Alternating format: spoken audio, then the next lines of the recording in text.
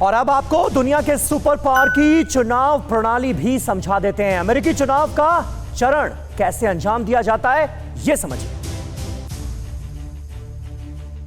Super power America में चुनाव अप्रत्यक्ष प्रणाली से होते हैं। मतलब आम जनता जिन प्रतिनिधि को चुनेगी वो प्रतिनिधि जाकर राष्ट्रपति को चुनेंगे। इसे और आसान भाषा में समझें तो हम आपको अमेरिकी चुनाव का पूरा मैकेनिज्म बताते हैं। चुनाव में सबसे पहला चरण होता है प्राइमरी। प्राइमरी को हम अमेरिकी चुनाव का पहला पायदान भी कह सकते हैं। लिहाजा पार्टियां और राज्य सरकारें इसे आयोजित करती हैं। नेता अपनी पार्टी की तरफ से नॉमिनेशन करते हैं, फिर वहां की जनता इस पर मुहर लगाती है। दरअसल ये लोग अपना एक प्रतिनिधि चुनते हैं। ये डेलीगेट्स पार्टी कन्वेंशन में प्रेसिडेंट कैंडिडेट नॉमिनेट करते हैं। फिर चुनाव प्रक्रिया चलती है कॉकस की ओर। यह राष्ट्रपति पद के उम्मीदवार चुनने का पुराना तरीका है। इसे आयोवा कॉकस भी कहा जाता है।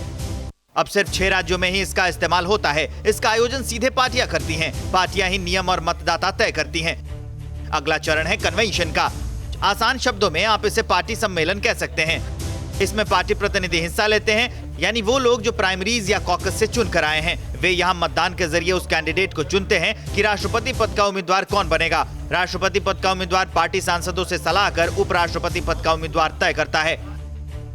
अब बारी आती है पॉपुलर वोट की। एक लाइन में कहें तो जो वोट इलेक्टर्स को दिए जाते हैं वो ही पॉपुलर वोट होते हैं। अमेरिका में मतदाता पहले इलेक्टर्स चुनते हैं। इससे इलेक्टोरल कॉलेज बनता है। ये इलेक्टोरल कॉलेज राष्ट्रपति चुनता है। सबसे आखिर में जानिए इलेक्टोरल कॉलेज। पॉपुलर वोट के जरिए 50 राज्यों में 538 इलेक्टर्स चुने जाते हैं। इनसे इलेक्टोरल कॉलेज बनता है। इन्हीं के वोट से राष्ट्रपति चुना जाता है। जिस राज्य की जितनी ज्यादा आबादी उतने ज्यादा इलेक्टोरल वोट। हर राज्यों से दोनों सदनों के लिए जितने सांसद चुने जाते हैं उतने ही उसके इलेक्टर्स होंगे। फिक्र आपकी, सोमवार से शुक्रवार रात 9 बजे सिर्फ TV9 भारतवर्ष पर।